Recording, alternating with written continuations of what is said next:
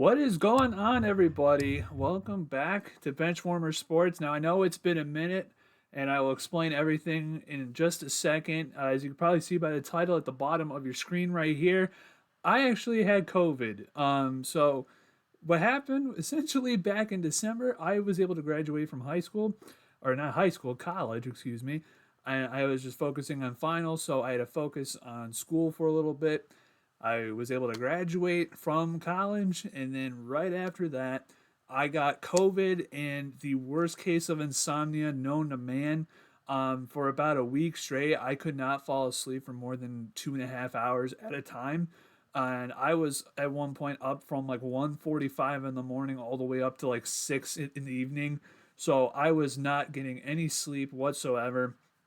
So the last week after I've got out of COVID, out of the worst part of COVID.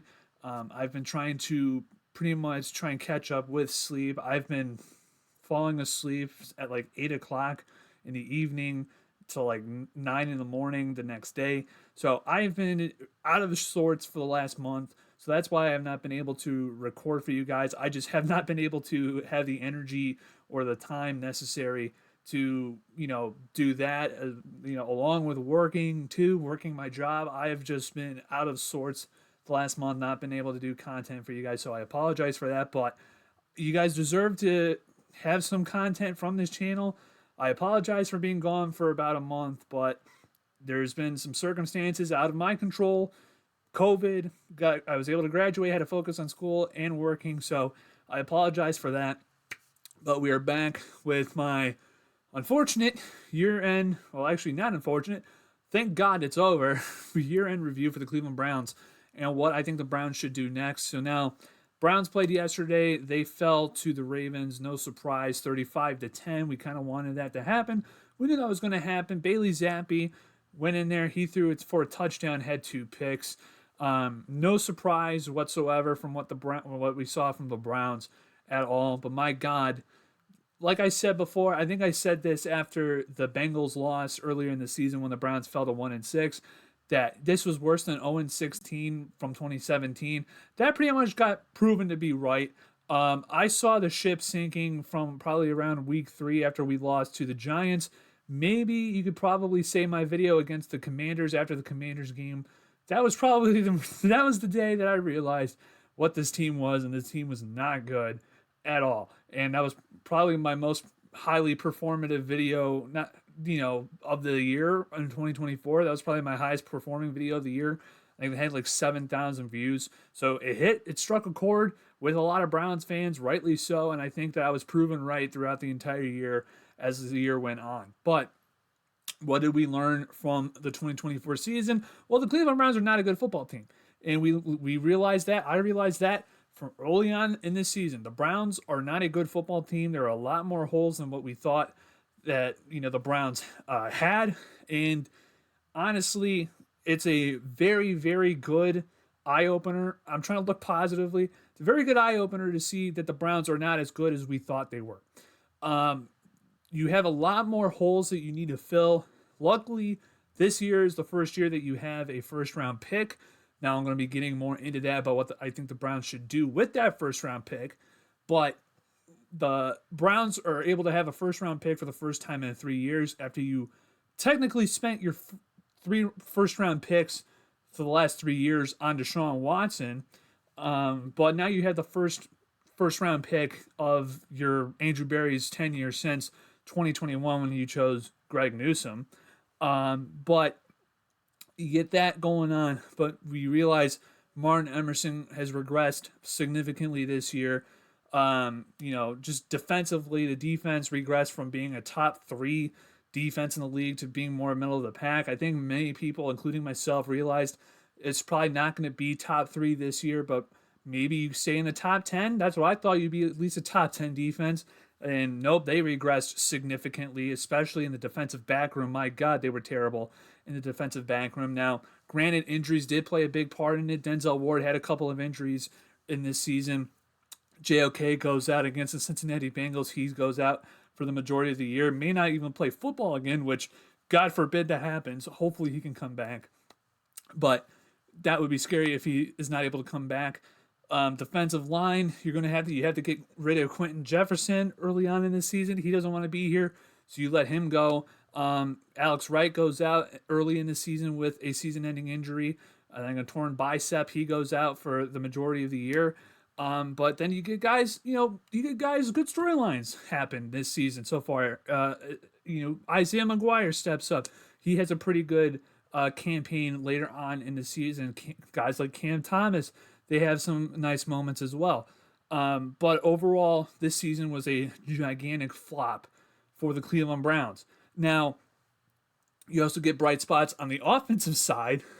Now, I know the offensive side was downright terrible, and thank God the Browns were able to fire Ken Dorsey after the game. Literally this morning, Sunday morning, they were able to fire him and able to fire Andy Dickerson, the offensive line coach.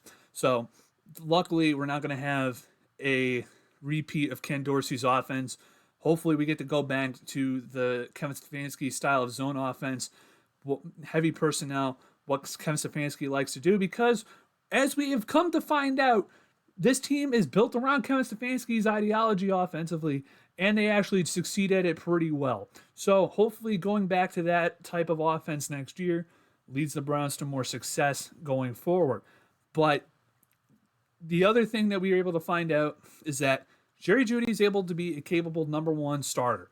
However, if things go bad, like they have gone bad this season, he doesn't really give a shit. And that's the problem that he had in Denver, is that he seems to take his eye off the ball when things go south, when things get tough. He kind of, drifts off mentally. We saw that a couple times, especially during the Miami game. He missed a lot of balls that should have been caught. He had 18 targets. He caught 12 of them, to be fair, but he should have had more yards, more catches in that game. Was just taking his eye off the ball. Really didn't seem to be given that much effort, to be honest with you.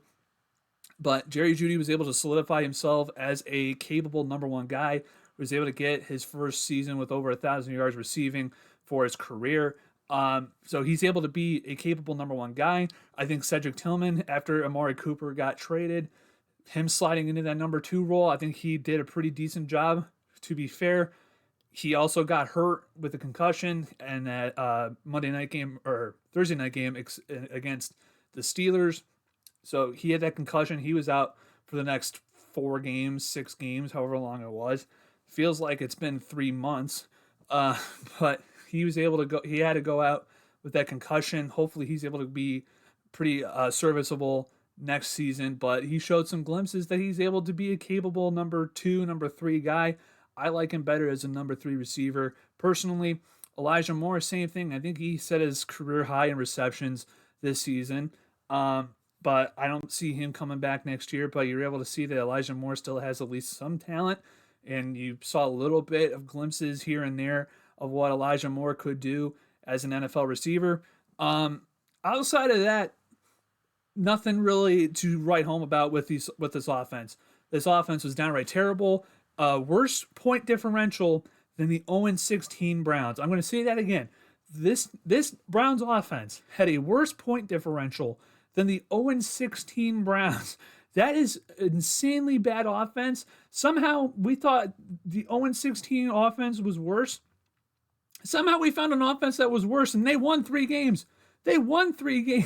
So somehow it got worse. Somehow the Cleveland Browns were able to out worse a horrible stat. I don't understand how this team is able to just crapify crap. They're able to crapify crap, but the Browns were able to do that. But again, you guys don't need to hear me say how bad it was. You guys watched it for yourself. You guys have seen other content creators like Quincy Carrier and everyone else talk about how bad the Browns were. But we'll get into the meat and potatoes. The thing that you probably want to hear me talk about, what do I think the Browns should do next? Well, right now, you fired Ken Dorsey. You fired your offensive line coach, Andy Dickerson. Kevin Stefanski had a press conference today saying there's probably no more changes coming down the pipeline. Now, you guys probably have, if you guys have not seen any of my older videos, or if you guys have not heard me talk recently about what I think of the Browns, like, Kevin Stefanski, Andrew Berry. You guys probably do not know, or if you guys have been around, you guys will probably know. I have not been a fan of Andrew Berry. I have not been as high on Andrew Berry for a number of years. I've always thought he's been overrated as a draft guy. A lot of these, Browns people have been, shooting laser eyes and laser beams with Andrew Berry, saying, "Oh my God, he has been insane with, tricking teams into giving us great players for little value, or give us, have us give up little for great value on this and that." I've never been that big of a believer in Andrew Berry. I've always thought that he's gotten lucky for a number of moves that he's made. But this is the first year where I think I've seen the majority of the Browns fan base see Andrew Berry for what I've seen him for the last 3 years. I would say, yeah, Andrew Berry's picks have not been that great for the most part. He's had some pretty good hits. He's had JOK. I think, Alex Wright has been a decent surprise in the third or fourth round, wherever round he was picked up in from UAB. I really like Isaiah McGuire. I liked him when we drafted him. He's been pretty decent. DeJuan Jones, when he plays, is pretty good, but also he has a weight issue. Mike Hall has been looking pretty good, but then he suffered the major knee injury against the Ravens, so we'll see how his status is going to be for next season. I think I already said JOK. Martin Emerson has been really good, but then he regressed significantly this season, so we'll see how he's going to do next season. And Jim Schwartz under Jim Schwartz in year 3. We'll see how that goes. But outside of those guys, he has had some really bad stinkers. Cade York in the 4th round, drafting a kicker at all is just bad work. But drafting a kicker in the 4th round, I don't care if he was like the strongest leg in college at LSU. I don't give a shit. You don't draft a kicker in the 4th round. I said that from the beginning. Perion Winfrey in the 5th round, I always thought he was a good, decent, value pick at the 5th round, but character issues completely destroyed his career. That's the one thing with Andrew Berry that I think a lot of people were talking about. He takes a lot of these guys that have character issues, and yes, they do good for maybe a year, maybe half a season with the Cleveland Browns, and then it ultimately blows up in the Browns' face. Look at Malik McDowell. Look at Perion Winfrey. Deshaun Watson's the same thing. But yeah, Andrew Berry, I personally, if I had the ability, I would not bring Andrew Berry back next year. That's just me. I have not been that big of a fan of Andrew Berry. I think he has been wildly overrated by Browns fans. This is the first year that I think the Browns community, the Dog Pound, has been able to see that Andrew Berry's picks and Andrew Berry's free agency signings haven't really panned out that well. So that's just me personally, but we already know Jimmy Haslam's not going to fire. Jimmy Haslam's not going to fire them. He's not going to fire Andrew Berry. Personally, I think Kevin Stefanski should get 1 to 2 more years. That's probably a hot topic with a lot of Browns fans, and I'm probably going to get a lot of comments down in the comments section that Kevin Stefanski should be fired yesterday, but he should get 1 to 2 more years with his own offense, not catered around Deshaun Watson, because we've had success in the past. Guys like Jacoby Brissett, guys like Baker Mayfield, guys like Joe Flacco, guys like Jameis Winston to some extent have had success under Kevin Stefanski's offense. I could probably retract the Jameis Winston comment because he did play under Ken Dorsey's system, quote unquote, if you want to call it that, but he came to Cleveland only to play for Kevin Stefanski's offense.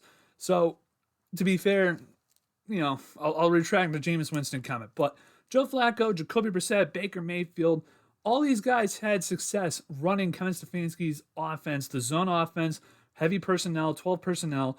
All those guys had success with Kevin Stefanski's offense. But then when they catered the offense around Deshaun Watson, we finally learned that Deshaun Watson is not, his juice ain't worth the squeeze. It's not worth it to bring Deshaun Watson back. Now, I know next year they're going to bring him back for a QB competition, quote-unquote competition. We'll see how that goes. I don't think he's going to play for the Cleveland Browns ever again.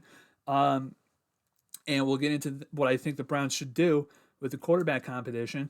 But I don't think Kevin Stefanski should get fired. I think he deserves at least 1 more year. I want to see him, go out there with his offense and show that it's not my fault. It wasn't my fault for why this season went down the shitter. It's partly his fault because, I mean, he's a head coach. He's going to get blamed. He deserves a lot of blame, especially early on in the season, for not moving on from Deshaun Watson when it was clear to anyone with eyeballs that Deshaun Watson was not a capable winning quarterback at all. So he deserves a lot of blame for why the season was the way it is. But I think he deserves one more year, maybe even another year, to try and get a quarterback in the draft, whether it's this year or next year, and to try and make it work within his offensive system. Now, what I think the Browns should do with the offensive coordinator position that's open right now is we need to have a reunion. And by reunion, I mean we need to rehire Alex Van Pelt, because if you guys have not seen the reports, Jerod Mayo for the Patriots got fired after they essentially won their way out of the number one pick against the Buffalo Bills. Jerod Mayo got fired, and so did Alex Van Pelt. So Alex Van Pelt is a free agent, and there's an offensive coordinator vacancy in Cleveland. Hopefully Kevin Stefanski can go and say, Alex, hopefully we can mend this relationship, because I know you're probably pissed off that I fired you after we went through 5 different quarterbacks in 2023 and it still went to the playoffs. But hopefully they can mend the bridge, because Alex Van Pelt and Kevin Stefanski, for some reason, they work together. Their offensive collaboration with one another somehow works. It works together. So hopefully Kevin Stefanski is able to get Alex Van Pelt to come back to Cleveland. That's what I think the Browns should do with that. Now, the quarterback competition. What should the Browns do? What do I think the Browns should do? Now, you got the second pick in the draft. After the Patriots won today against the Bills, they moved back to 4th, I think. So then the Giants move up to 3rd. So it's Tennessee's going to pick a quarterback. They're probably, from reports, they like Cam Ward. So if Cam Ward goes number 1, Shedeur Sanders is going to be there number 2. Do I think the Browns should pick Shedeur Sanders? Absolutely not. Absolutely not. I am not sold on either one of these quarterbacks. I may be sold a little bit more on Cam Ward. If you're going to pick a quarterback, if you had to choose, gun to my head, if I had to choose between Shedeur Sanders and Cam Ward, I'm probably going to pick Cam Ward. Shedeur Sanders, I don't think I don't know how to say, I don't think he's a good starting quarterback in the NFL. I think he may be a backup in the NFL, but I don't think he's going to be a good backup or a good starting cornerback. Okay? Clip it for maybe when he wins MVP next season. But I don't like Shedeur Sanders at all. If the reports are true that the Titans like Cam Ward and that they're going to probably take him number 1, then I think my position on the Browns draft pick, my position on the Browns draft pick is trade back, get more picks for the future. Now, it's probably not going to be a sexy move for a lot of people in the Browns fan base, but I think it's a smart move. And what I think the Browns should do is trade back with a team that is super, super, super needy for a quarterback. Now, you got 3 teams that come to mind who I think are really needy for a quarterback, who want to draft a quarterback most likely, and probably will overpay for the second pick in the draft to try and draft a quarterback.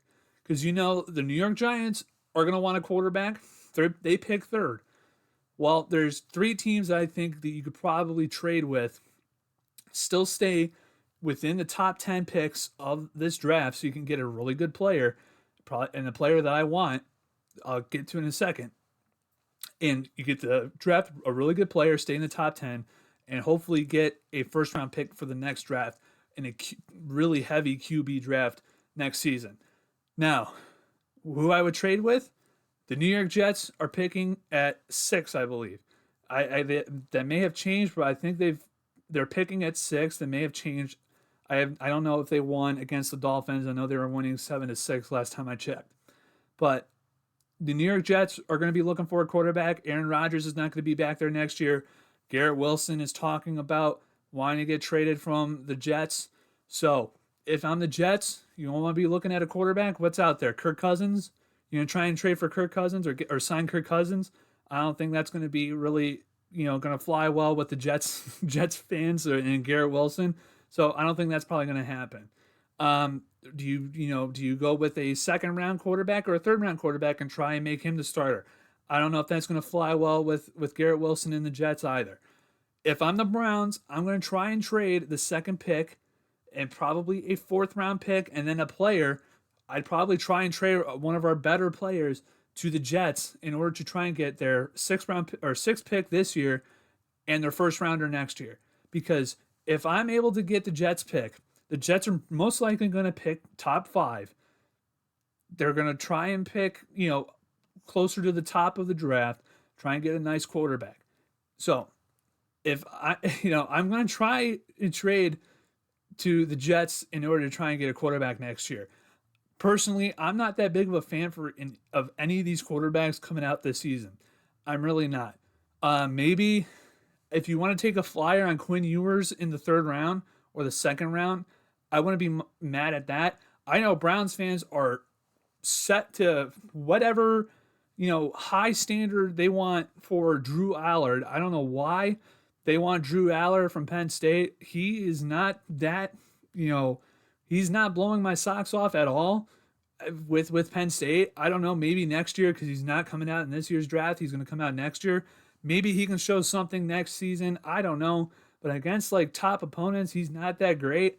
I don't know why some Browns fans at least, are like all set on Drew Allard. I know he's from Medina or Menor. I know he's, a huge Browns fan. I know that's like great and all, but as a quarterback, I'm not that, high on him at all. But for some reason, some Browns fans are. But honestly, I would not get anyone probably except for maybe Quinn Ewers in the second round. If you want to take a quarterback, a rookie quarterback, I would try and get, Quinn Ewers. I know a lot of people want Will Howard, even though majority of the season, Buckeyes fans were saying Will Howard sucked. Now they think he's really good because he beat Oregon and Tennessee in the playoffs. So 3 weeks ago, after we faced Michigan, everyone was saying Will Howard sucks, Ryan Day sucks, all this stuff. Now 3 weeks later, oh my God, Ryan Day is so great. Will Howard is so great. Oh my God. I don't get it. It's Buckeyes fans. I don't understand. But again, I would try and trade with the Jets for their first round pick for this year and next year. I would try, maybe even say you can go first round pick this year, the second overall pick this year, maybe even go with a second round pick this year as well. I know it's not going to be popular, but that's just my opinion. I would rather have a quarterback from next year than this year's draft. Then the next team that I think you can trade with is the Las Vegas Raiders. They're going to be in need of a quarterback. Aiden O'Connell, he showed some flashes, but I don't think he's going to be the QB for the future for the Vegas Raiders at all. I think they're going to be needy for a quarterback. And the third team, I think you can try and get with the New Orleans Saints. The New Orleans Saints has more of a talented roster than the other two teams I mentioned, but I think they're going to need a quarterback. Derek Carr, I don't think is going to be there. Spencer Rattler showed some, a little bit of flashes here and there, but he still wasn't great. I know they just drafted him, but I just don't think they're going to have him go in the future. But those are the three teams that I think the Browns, can work with in this draft in order to try and get maybe a good first round pick next year. Now, this all depends too. You're gonna have to pay a really high premium this year in order to get a first round pick next year. Now, this comes to the discussion with Myles Garrett. Myles Garrett has had some choice words for the Browns the last couple of weeks, whether it's, him supposedly giving the Browns an ultimatum on, not going on a full rebuild because he doesn't want to go on a full rebuild. He met with the front office this week to go over plans about what the Browns are going to be doing in the future to try not to rebuild, even though I think you're going to need to rebuild, but he doesn't want to rebuild. Joel Bitonio doesn't want to rebuild.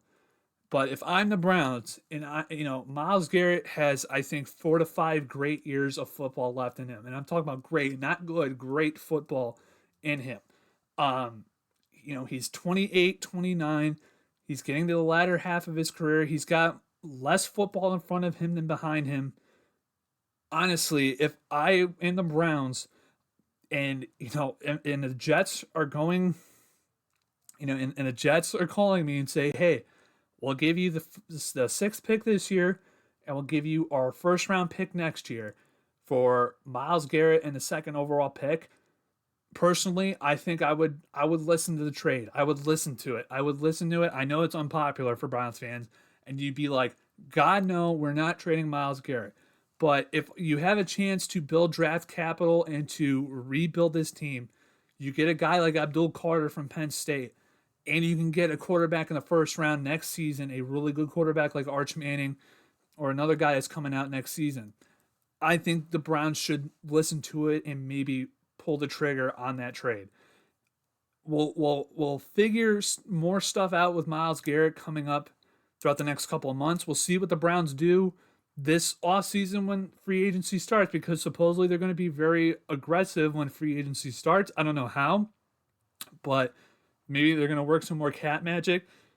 They'll restructure some contracts, create more drafts, cap space to sign some of these guys. Who knows? But supposedly they're going to be very aggressive when it comes to free agency. We'll see how that goes.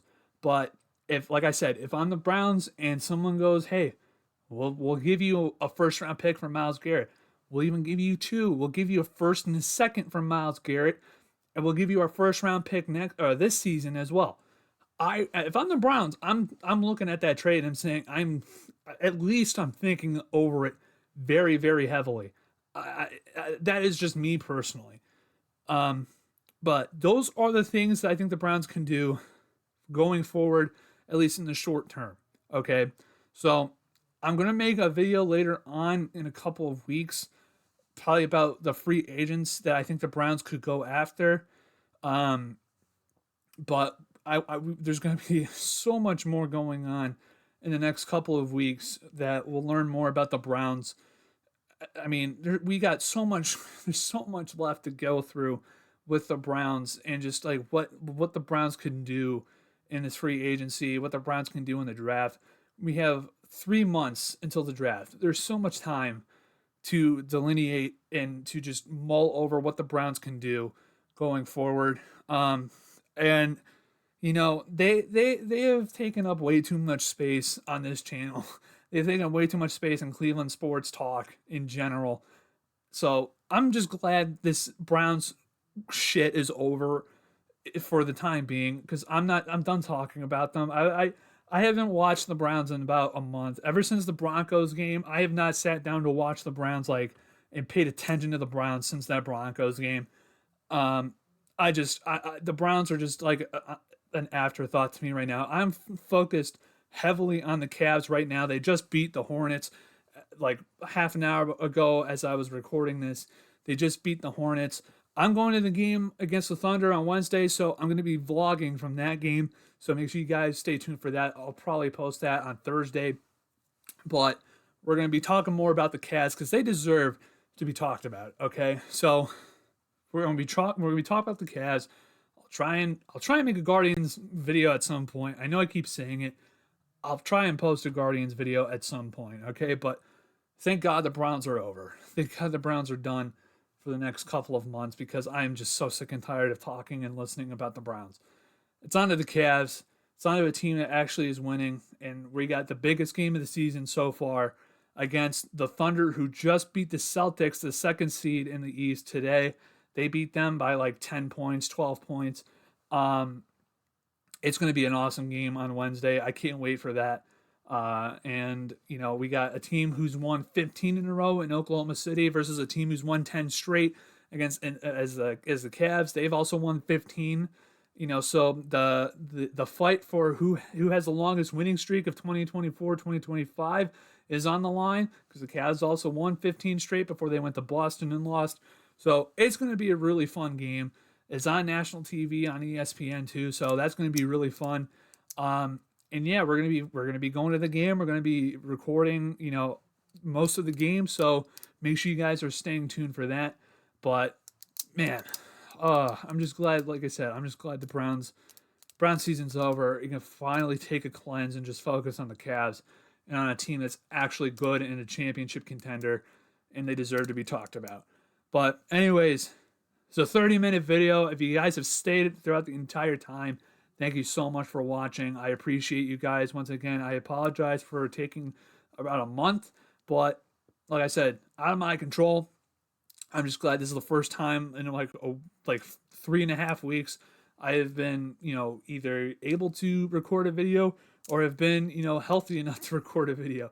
So it's finally back for the time being. We're finally back. So hopefully we can stay in good health, knock on wood.